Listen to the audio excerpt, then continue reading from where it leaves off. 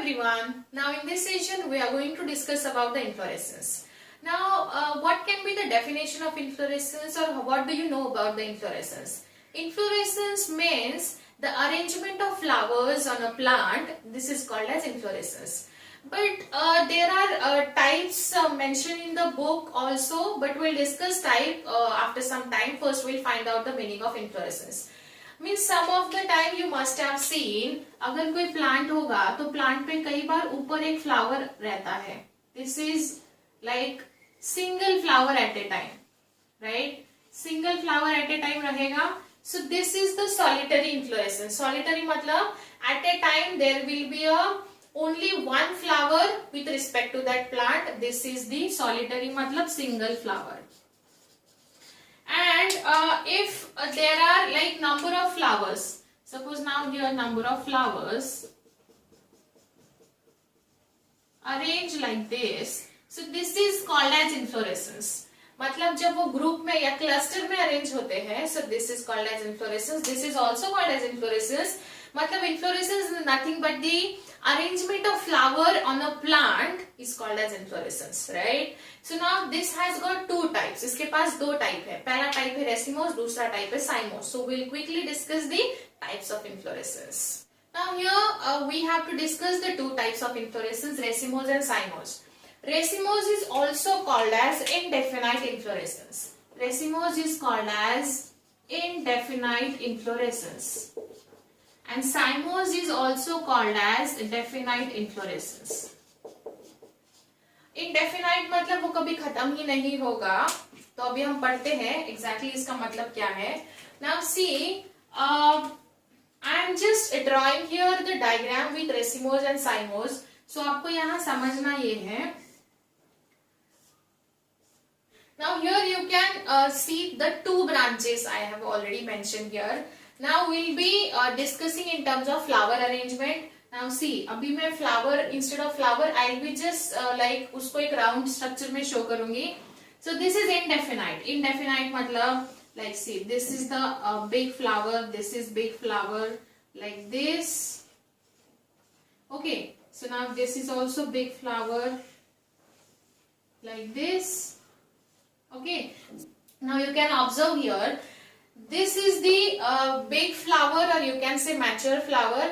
This flower is present at the, you can say the below, lower part of the plant. And here this is a young flower. ये young flower है और ये थोड़ा सा old flower है, which has got the maturity also. So ये जो flower है ये lower side पे arrange हुआ है और ये young side पे arrange हुआ है. इसका मतलब ये है, ये जो branch है ये indefinitely आगे grow करेगा. Right, so that is why it is called as indefinite. Indefinite का मतलब ये है because of these young flowers तो आते ही रहेंगे, right? और जो नीचे वाले हैं towards the lower side ये old होते रहेंगे. So that does not affect the growth of the plant. So that ये जो branch है ये हमेशा grow होते रहेगा, and this is called as, that is why it is called as indefinite inflorescence, I would say.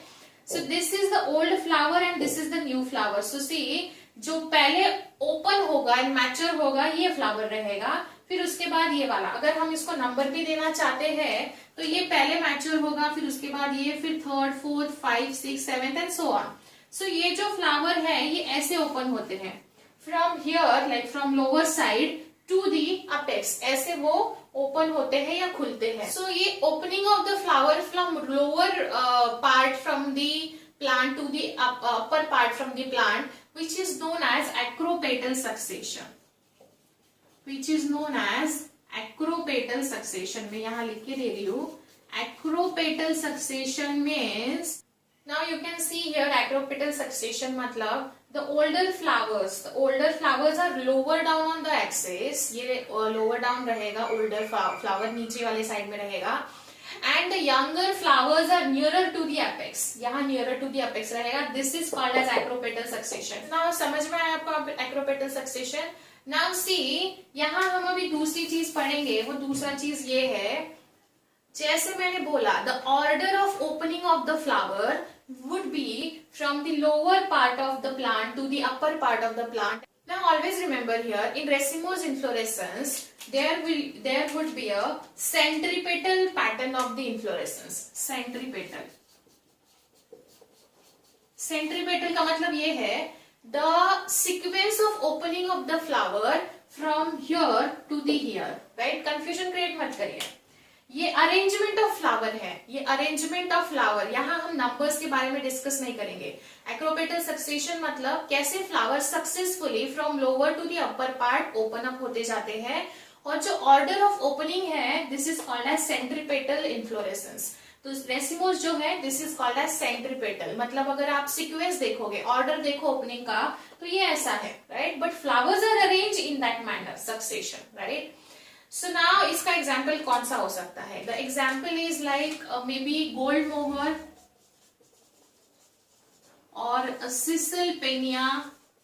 सिसलपेनिया example ये जो है ये सारे बुक में दिए हैं, और may be you can find out, अगर आपके घर में कोई प्लांट्स होगा तो आप भी देख सकते हो। सो यस, जो मैच्योर फ्लावर है वो यहाँ से ओपन होगा फ्रॉम द लोअर साइड, और यंग फ्लावर जो ऊपर जाएगा एंड फिर ओपन होगा। So this is called as racemose inflorescence. अभी इसका एग्जैक्टली उल्टा यहाँ होता है इन टर्म्स ऑफ साइमोस। साइमोस में क्या होता है देखो, साइमोस में सबसे मैच्योर फ्लावर यहाँ रहेगा, फिर उसके बाद there would be like this, okay. क्या नजर आ रहा है आपको, क्या डिफरेंस है? इसको हमने अपसाइड डाउन कर दिया है इधर। यहाँ हमें क्या ऑब्जर्व करने को मिलता है, ये जो टिप ऑफ द ब्रांच है this has a mature flower. So ये है mature flower and this has a young flower. तो यहाँ जो था, यहाँ ओल्ड था बट यहाँ यंग है। इसका मतलब ये है ये जो फ्लावर है ये ऐसा आएगा, मतलब इसका अरेंजमेंट है, यंग मैच्योर ऊपर है, यंग नीचे है। सो जैसे हमने यहाँ एक्रोपेटल लिखा था, यहाँ हम लिखेंगे बेसिपेटल सक्सेशन। यहाँ हम लिखेंगे बेसिपेटल सक्सेशन। बेसिपेटल सक्सेशन मतलब क्या? देखो अरेंजमेंट ऑफ फ्लावर, सबसे बिग वन और ओल्ड वन ऊपर रहेगा और सबसे न्यू वाला नीचे रहेगा। सो ऊपर से नीचे सक्सेशन है, arrangement of flowers. This is called as basipetal succession. और अगर हम नंबरिंग की बात करें, फ्लावर जब ओपन होगा उसके नंबर्स की बात करें, तो ये सबसे पहले होगा, देन ये होगा, then finally this will be like this. So ये भी वापस नीचे आ रहा है। अगर आप नंबरिंग देखेंगे फ्लावर कैसे ओपन होगा, तो this is called as centrifugal inflorescence. ये जो है इसको बोला जाएगा centrifugal. Centrifugal inflorescence is observing cymose. अभी cymose inflorescence is also called as definite. Definite मतलब क्या? यहाँ अगर मैच्योर फ्लावर है तो ये जो ब्रांच है इसका ग्रोथ यहाँ स्टॉप हो जाएगा, बिकॉज फ्लावर्स मैच्योर हो गया है तो यहाँ वो ग्रो नहीं होगा।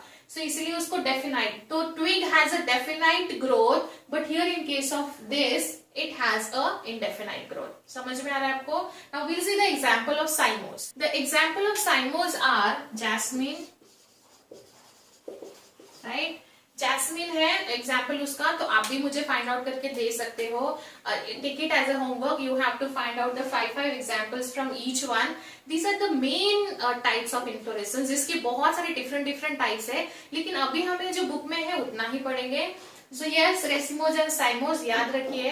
And what could be the benefit of this inflorescence? ये अरेंजमेंट का क्या प्लांट को हेल्प होता होगा, और what can be the, you can say, beneficial part for the plant with the help of inflorescence. So always remember, because of inflorescence वो एक group में अरेंज होंगे फ्लावर्स। सो क्या होते हैं, इंसेक्ट्स और बर्ड्स जो पॉलिनेटिंग एजेंट्स है वो अट्रैक्ट होते हैं, और फिर जब अट्रैक्ट होंगे तो एक ही टाइम पे बहुत सारे फ्लावर्स को पॉलिनेट कर सकते हैं या फिर पोलन ग्रेन्स को पिक कर सकते हैं। सो this is how plants get benefit from this one. That is all about the racemose and साइमोस। Very easy term I would say. बस याद रखिए रेसिमोस का जो ग्रोथ है वो कभी स्टॉप नहीं होगा, एंड इसका ग्रोथ है जो कि स्टॉप हो सकता है बिकॉज यहाँ मैच्योर फ्लावर है।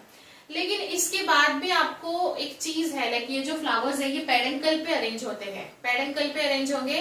पेडेंकल मतलब this is the, you can say the part of the plant और एक्सिस ऑफ द प्लांट जहां ये इन्फ्लोरेसेंस अरेंज होता है, which is called as peduncle. Peduncle, okay. So peduncle पे इन्फ्लोरेसेंस अरेंज होता है, मतलब फ्लावर्स जो है वो इस पे अरेंज होते हैं। It's a part of the plant. So yes, I hope you have understood this racemose and cymose type. If any doubt, let me know. See you in next session. Thank you.